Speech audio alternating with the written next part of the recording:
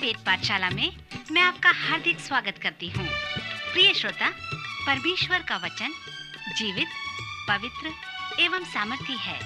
आशा है कि आज के वचन से आपको आत्मिक लाभ होगा। तो लीजिए, प्रस्तुत है ये संदेश।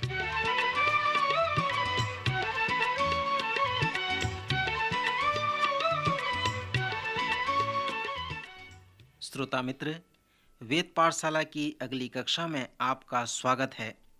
यह संपूर्ण पवित्र शास्त्र का सर्वेक्षण है। हमारे सर्वेक्षण ने हमें पुराने नियम के सर्वेक्षण के बाद नए नियम के पौलुस की पत्रियों तक ले आया है। यदि आपने हाल ही में इस कक्षा में भाग लिया है तो ये न समझें कि आपने देरी से इस कक्षा में भाग लिया है। परमेश्वर के वचन के अध्ययन में कभी भी देरी नहीं होती।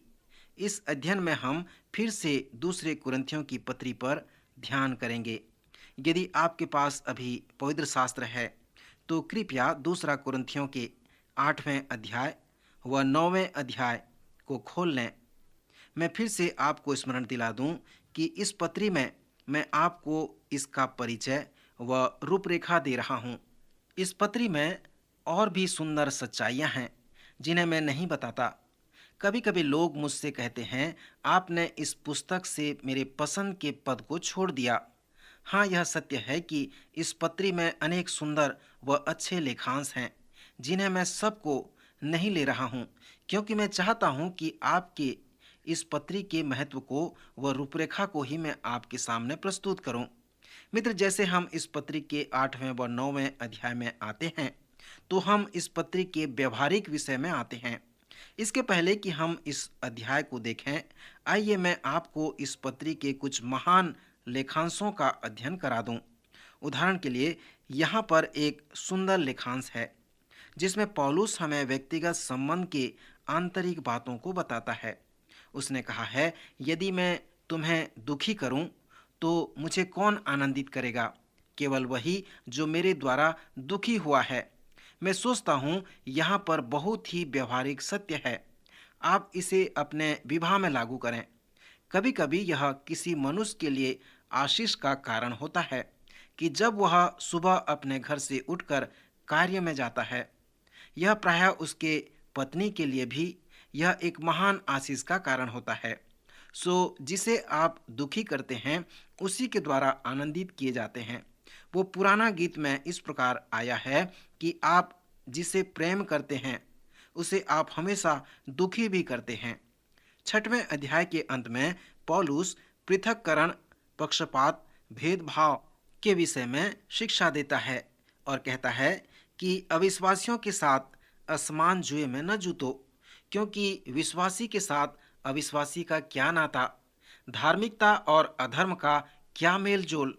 फिर वह पुराने नियम के वचन का भी प्रयोग यहाँ पर करता है और लिखता है, इसलिए प्रभु कहता है कि उनके बीच में से निकलो और अलग रहो और अशुद्ध वस्तु को मत छुओ, तो मैं तुम्हें ग्रहण करूँगा और तुम्हारा पिता होऊंगा और तुम मेरे बेटे और बेटियां होंगे।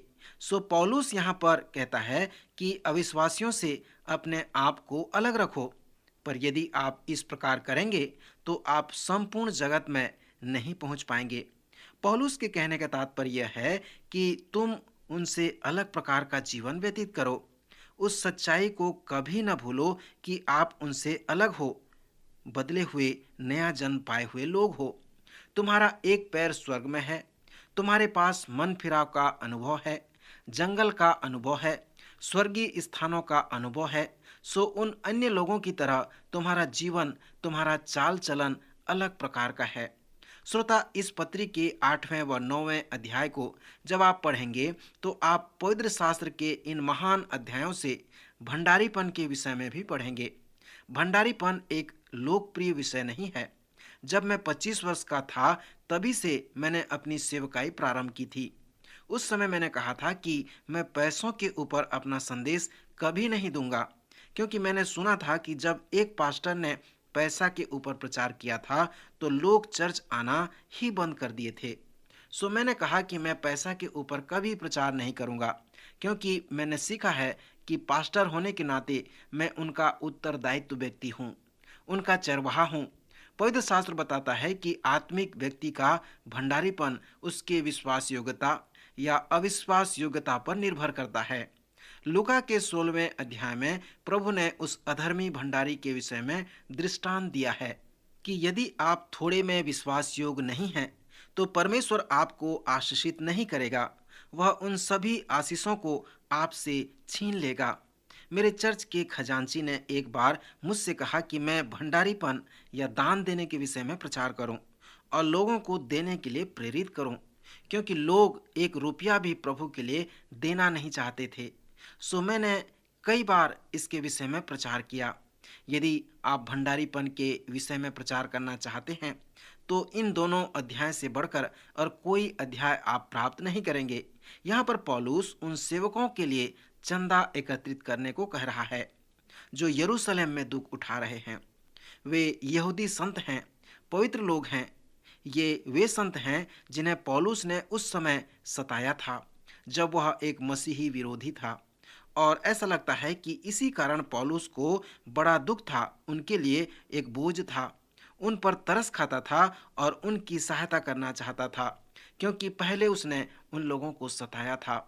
प्रायः पौलुस की सेवकाई यूनानियों के मध्य थी।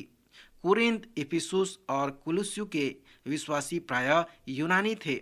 पौलुस एक गैर यहूदी संसार का एक महान प्रचारक था, पर वह संपूर्ण गैर यहूदी लोगों के पास जाकर एक महान प्रचार का कार्य किया और उन यहूदी सेवकों के लिए दान एकत्रित करने लगा जो यरूशलेम में दुख सह रहे थे। पौलुस कुरिन्थ के लोगों को भी उस दान में शामिल करना चाहता था। इसलिए 8वें और 9वें अध्याय में पौलुस ने कुरिन्थियों को दान के विषय में शिक्षा दिया है। श्रोता मित्र, इसके पहले कि मैं इन 2 अध्यायों का सार प्रस्तुत करूं, मैं इसके कुछ पदों को आपके सामने पढ़ना चाहूँगा ताकि आप जान सकें कि पौलुस अनेक क्षेत्र में महान सेवक है। इफिसुस के बाद वह फिलिप्पी शहर में जाता है, क्योंकि वह उस समय संकट में था और फिलिप्पी की कलीसिया उसके पक्ष में थे। वे निरंतर उसकी सहायता किया करते थे। सो पौलुस ने कुरिन्थियों से इस प्रकार लिखकर कहा, मैंने और कलीसियाओं को लूटा, अर्थात मैंने उनसे मजदूरी ली ताकि मैं तुम्हारी सेवा करूं। पौलुस नहीं चाहता था कि कोई भी उसकी सेवकाई को सहयोग करे, परंतु उसने कहा कि तुम ही वो आत्मिक लोग हो, तुम्हारा जीवन परिवर्तन हुआ है और तुम ये जो कर रहे हो वो परमेश्वर को प्रेम करने के लिए इसके कारण में कर रहे हो।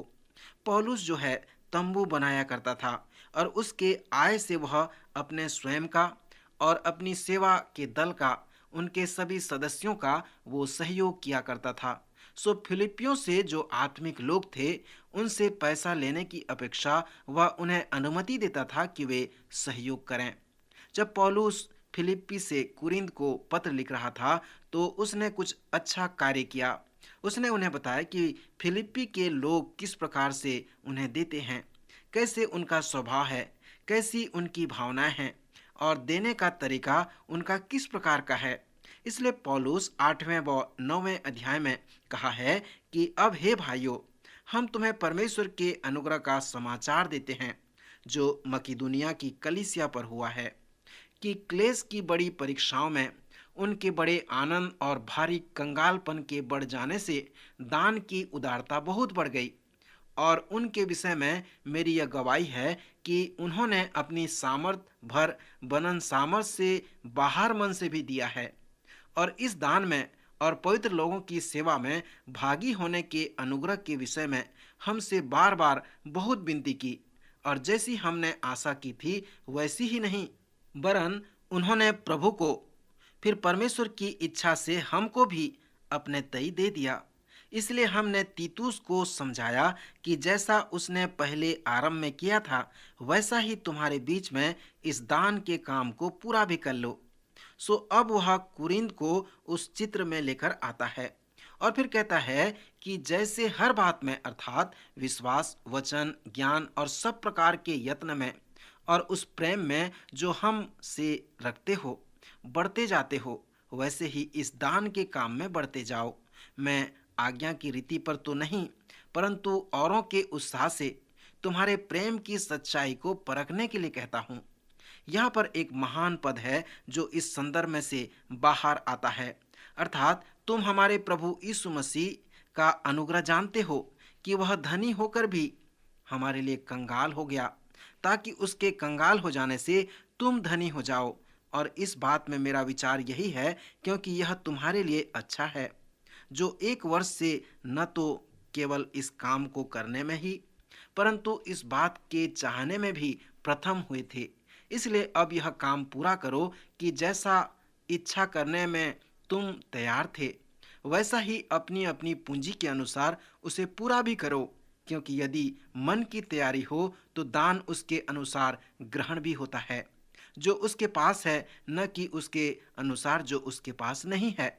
यह नहीं कि औरों को चैन और तुमको क्लेश मिले, परंतु बराबरी के विचार से इस समय तुम्हारी बढ़ती उनकी घटी में काम आए, ताकि उनकी बढ़ती भी तुम्हारी घटी में काम आए, कि बराबरी हो जाए। जैसा लिखा है कि जिसने बहुत बटोरा उसका कुछ अधिक न निकला, और जिसने थोड़ा बटोरा उसका कुछ कम न निकला। और परमेश्वर का धन्यवाद हो, जिसने तुम्हारे लिए वही उत्साह तीतुस के हृदय में डाल दिया है, कि उसने हमारा समझना मान लिया, वरन बहुत उत्साही होकर वह अपनी इच्छा से तुम्हारे पास गया है। और हमने उसके साथ उस भाई को भेजा है जिसका नाम सुसमाचार के विषय में सब कलीसियाओं में फैला हुआ है। और इतना ही नहीं, परंतु वह कलीसिया से ठहराया भी गया कि इस दान के काम के लिए हमारे साथ जाए। और हम यह सेवा इसलिए करते हैं कि प्रभु की महिमा और हमारे मन की तैयारी प्रकट हो। हम इस बात में चौकस रहते हैं कि इस उदारता के काम के विषय में जिसकी सेवा हम करते हैं, कोई हम पर दोष न लगाने पाए, क्योंकि जो बातें केवल प्रभु ही के निकट ही हैं, परंतु मनुष्य के निकट भी भली हैं, हम उनकी चिंता किया करते हैं। अब उस सेवा के विषय में जो पवित्र लोगों के लिए की जाती है, मुझे तुमको लिखना अवश्य है, क्योंकि मैं तुम्हारे मन की तैयारी को जानता हूँ, जिसके कारण मैं तुम्हारे विषय में मकिदुनियों के सामने घमंड दिखाता हूँ। परंतु मैंने भाइयों को इसलिए भेजा है कि हमने तुम्हारे विषय में जो घमंड दिखाया वह इस बात में व्यर्थ न ठहरे, परंतु जैसा मैंने कहा वैसे ही तुम तैयार रहो। ऐसा न हो कि यदि कोई मकिदुनी मेरे साथ आए और तुम्हें तैयार न पाए, तो क्या जाने इस भरोसे के कारण हम लज्जित हों। इसलिए मैं भाइयों से विनती करना अवश्य समझता हूँ कि वे पहले से तुम्हारे पास जाएं और तुम्हारी उदारता का फल, जिसके विषय में पहले से वचन में दिया गया था, तैयार कर रखें, कि यह दबाव से नहीं परंतु उदारता से। श्रोता मित्र, ये दोनों अध्याय भंडारीपन के विषय में सुंदर अध्याय हैं, क्योंकि ये हमें हमारे भंडारीपन के सिद्धांत के विषय में बताते हैं। पौलुस ने कहा है, वे सर्वप्रथम अपने आप को परमेश्वर को दे दिए, फिर उन्होंने हमें दिया और परमेश्वर की इच्छा से दिया। जैसे मैंने कहा कि पौलुस लोगों से तब तक दान नहीं लेता था जब तक उन्हें पहले से न मिल लेता था। सो उन्होंने पहले प्रभु को, फिर परमेश्वर की इच्छा से हमको भी अपने तई दे दिया। उन्होंने अपनी सामर्थ भर, वरन सामर्थ से भी बाहर मन से दिया। सो यह पौलुस के लिए गवाही का कारण था। वह लोगों को कभी भी मजबूर नहीं किया करता था कि ये दो या वो करो। जब उसने फिलेमोन को लिखा तब और विनती किया कि वह उसे स्वतंत्र करे। मैं सोचता हूँ कि पौलुस के लिए सांकल्पिक शक्ति बहुत महत्वपूर्ण था। उसने कहा है कि देना ऐसा है कि जैसे कुछ लोग कहते हैं कि यह स्वतंत्र इच्छा से दान करना हो। परमेश्वर हर्ष से देने वाले से प्रेम रखता है, न कि कूड़ कूड़ के और न दबाव से। सो उन्होंने उदारता से दिया, जिसमें हम ये जान सकते हैं कि भंडारीपन का सिद्धांत क्या हो सकता है। जब कोई उदारता से देता है तो पहली बात जो आप सोचते हैं कि किन क्षेत्रों में वह धनी है, यह उनके लिए देना कठिन नहीं है। परंतु पौलुस इस प्रकार कहता है कि क्लेश की बड़ी परीक्षा में उनके बड़े आनंद और भारी कंगालपन के बढ़ जाने से उनकी उदारता बहुत बढ़ गई। मित्रों, यहाँ पर हम देखते हैं कि उनके पास गरीबी है, क्लेश व परीक्षा है, कंगालपन है। सो उन्होंने ये नहीं कहा कि ऐसे समय में हम दान नहीं दे सकते, परंतु ऐसे समय में उनकी उदारता और बढ़ गई। अब यह उनके देने की क्षमता के विषय प्रश्न को उत्पन्न करता है। यहाँ पर पौलुस फिर से इस प्रकार कहता है कि उन्होंने अपनी सामर्थ भर वरन अपनी सामर्थ से भी बाहर मन से दिया। क्या आपने कभी इस पर विचार किया कि किस प्रकार सामर्थ से उसके बाहर मन से दिया जाता है? पौलुस ने कहा कि उनके पास जो कुछ भी था उनका दान उससे ही आधारित था। ऐसा नहीं कि उनके पास जो नहीं था। उनके समय जब हम देने के विषय में सोचते हैं तो हम सोचते हैं कि यदि मेरे पास लाखों रुपये होंगे तो मैं प्रभु को अधिक दान दूंगा। परंतु देखें कि आपका भंडारीपन यहाँ आपके पास जो कुछ नहीं है उससे यह आधारित नहीं है, परंतु आपके पास जो है उससे आपका भंडारीपन आधारित होता है। फिलिपियों के विश्वासी देने के विषय में कुरिन्थ व हमारे लिए एक नमूना है। उन्होंने अपनी सामर्थ्य से भी बाहर मन से दिया। मित्र, अब आप इसे कैसे कर सकते हैं? मैं कुछ ऐसे लोगों को जानता हूं जो इस भंडारीपन के नमूने का अभ्यास करते हैं। पति व पत्नी एक साथ बैठ जाते हैं, अपने आय को देखते हैं और फिर निर्णय करते हैं कि वे अपने परमेश्वर को इस वर्ष क्या देना चाहेंगे। आइए इसे इस प्रकार कहें कि उन्होंने ये निर्णय किया कि वे परमेश्वर को 5,000 रुपये देंगे। फिर उन्होंने प्रार्थना किया और परमेश्वर के कार्य को देखने लगे। फिर अगला 5,000 रुपया आकस्मिक स्रोत द्वारा उनके पास आ गया। सो यही है वो बात जो अपनी सामर्थ्य से बढ़कर देने की बात है। इसलिए पौलुस इन दोनों अध्याय के प्रारंभ में कुरिन्थ के लोगों से और हमसे भी कहता है, अब हे भाइयों, हम तुम्हें परमेश्वर के उस अनुग्रह का समाचार देते हैं जो मकिदुनिया की कलीसियाओं पर हुआ है। यहाँ पर आप अनुग्रह शब्द को देखें। यूनानी भाषा में अनुग्रह शब्द का अर्थ है हमारे जीवन में परमेश्वर की सामर्थ और परमेश्वर की आशीष। यह आपके परिश्रम या प्रयासों से नहीं है, परंतु यह इसलिए संभव होता है क्योंकि परमेश्वर अनुग्रह आपके जीवन में आया है।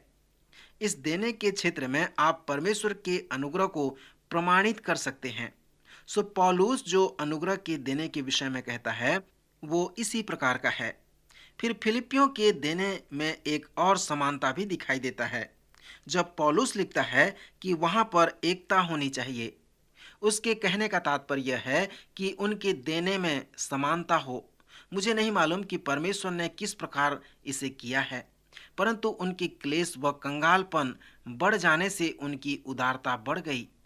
प्रत्येक व्यक्ति के पास जो कुछ है उसी के अनुसार वह दान करे। पुराने नियम में 10वां अंश के विषय में एक अनुशासन था और वो इस प्रकार का था कि हमारे पास जो कुछ भी है उसमें से प्रथम 10 चीजें 10वां अंश का अर्थ यही है। परंतु यह मात्र ऐसा ही नहीं है कि हम अपने सभी वस्तुओं का या आय का 10वां भाग उसे दे दें, परंतु हमारे पास जो कुछ भी है उनमें से प्रथम 10 जो सबसे अच्छे हैं उसे हमें परमेश्वर को देना है। यही 10वां अंश है। सो 10वें अंश की जो महत्वपूर्णता यही है। मलाकी के अनुसार यदि वे लोग 10वां अंश रख लेते थे तो वे परमेश्वर को लूटते थे। सो 10वें अंश के अलावा वे और दान देते थे, बलिदान भी चढ़ाते थे। दूसरा शमूएल के अंत में दाऊद ने बलिदान के विषय में इस प्रकार वर्णन किया है, मैं परमेश्वर को इस प्रकार बलिदान नहीं चढ़ाऊंगा जो मेरे लिए कोई मूल्य न रखता हो। बलिदान एक संतुलित या यथानुपात के जैसा है। यदि किसी के पास 10 लाख है और दूसरे के पास केवल 5,000 है तो उनका वार्षिक आय है, यदि वे दोनों 10वां अंश दें तो जिनके पास 10 लाख है वह 1 लाख देगा और अभी भी उसके पास 9 लाख हैं जिससे वह वर्ष भर आनंद मना सकता है। परंतु जिसके पास केवल 5,000 है, जब वह अपना 10वां अंश देगा तो उसे थोड़ा दुख होगा, परंतु जब ये दोनों बलिदान चढ़ाएंगे तो जिसके पास अधिक पैसा है उसे उसका मूल्य अधिक लगेगा। यह उसे दुखित भी कर सकता है क्योंकि अगले व्यक्ति से वह अधिक देने वाला है। सो पुराने नियम में हम इस प्रकार के विषय को देखते हैं। नए नियम में देने का जो विषय है वो कुछ इस प्रकार का है कि हमारे पास जो कुछ भी है वो सब परमेश्वर का है। हम उसके एक भंडारी या व्यवस्थापक हैं। परंतु इस भंडारीपन में जो मुख्य विषय है वो इस प्रकार है कि एक दिन आप भंडारी नहीं होंगे और यह वचन सुनने पाएंगे कि आप अपने भंडारीपन का लेखा दो। सो मित्र, आप यहाँ पर देखें कि भंडारीपन केवल 10वां अंश के विषय में नहीं है कि आप 10वां अंश देकर परमेश्वर से अलग हो जाएं, परंतु भंडारीपन कहता है कि आपके पास जो कुछ भी है वो सब परमेश्वर का है। उसने आपको एक व्यवस्थापक या भंडारी होने का जिम्मेवारी सौंपा है। जब आप इस भंडारीपन का लेखा परमेश्वर को देंगे तो विषय ये नहीं होगा कि आपने परमेश्वर को कितना दिया, परंतु विषय ये होगा कि क्यों तुमने अपने आप के लिए इतना अधिक रख छोड़ा और परमेश्वर को थोड़ा दिया। क्यों आपने अपने लिए इतना खर्च कर लिया। फिर विषय उसके व्यवस्था पर आएगा कि आपने परमेश्वर की महिमा के लिए उसको किस प्रकार उपयोग किया, किस प्रकार उसे व्यवस्थित किया और अपने लिए कितना आपने उपयोग किया। परमेश्वर इन सभी बातों का लेखा लेगा, क्योंकि हम जो हैं व्यवस्थापक हैं, भंडारी हैं और हमारे पास जो कुछ भी है वो सब परमेश्वर का है।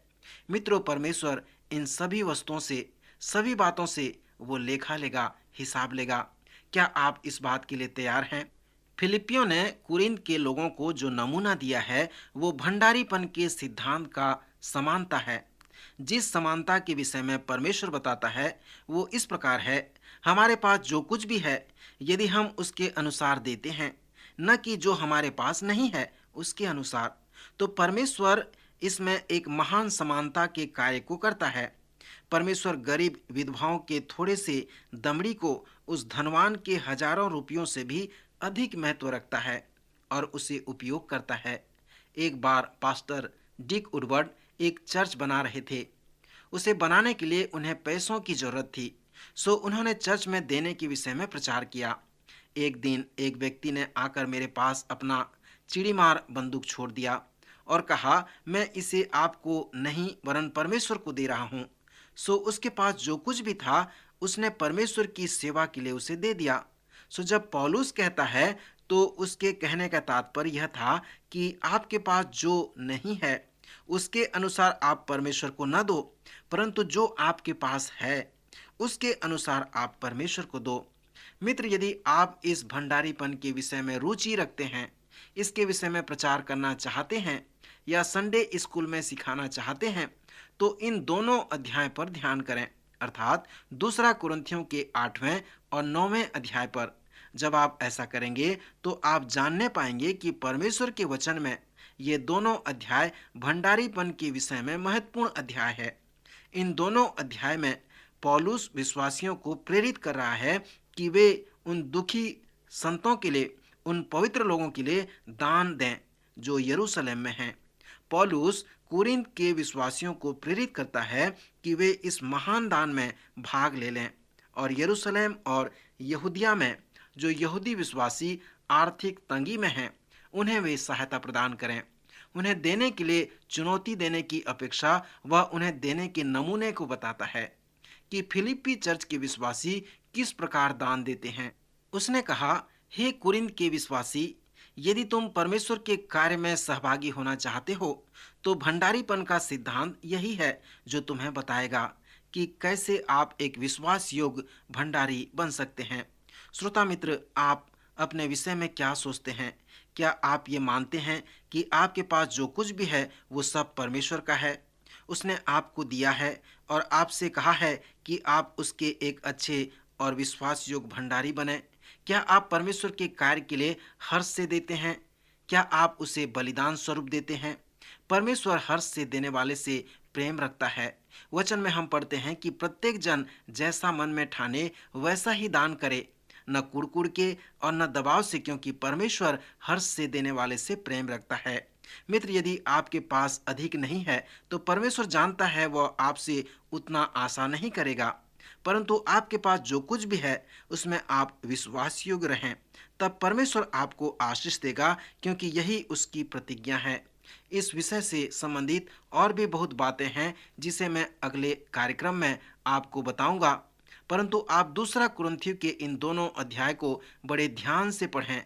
ये आपको बताएंगे कि कैसे आप सभी बातों में, विशेषकर भंडारीपन के विषय में, विश्वास योग्य रह सकते हैं। परमेश्वर हम सब की सहायता करे कि हम परमेश्वर द्वारा दिए गए सभी आशीषों के लिए विश्वास योग्य बने रहें। प्रभु इन वचनों द्वारा आपको आशीष दे, आपकी रक्षा करे।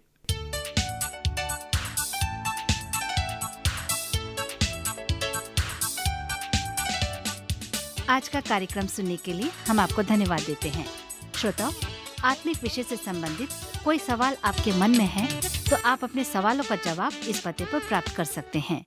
हमारा पता है कार्यक्रम Ved Pathshala, radio Vishwavani, post box number 317, Lucknow 226001, Uttar Pradesh. पता एक बार फिर सुन लीजिए। कार्यक्रम Ved Pathshala, radio Vishwavani, post box number 317, Lucknow 226001, Uttar Pradesh. और हाँ श्रोता, आप हमसे ईमेल के द्वारा भी संपर्क कर सकते हैं। हमारी ईमेल आईडी है hindiembassy@radio.vv.org, hindiembassy@radio.vv.org। अब हमारे कार्यक्रम का समय यहीं पर समाप्त होता है। अगले कार्यक्रम में आपसे फिर भेंट होगी। तब तक के लिए हमें आज्ञा दीजिए। नमस्कार।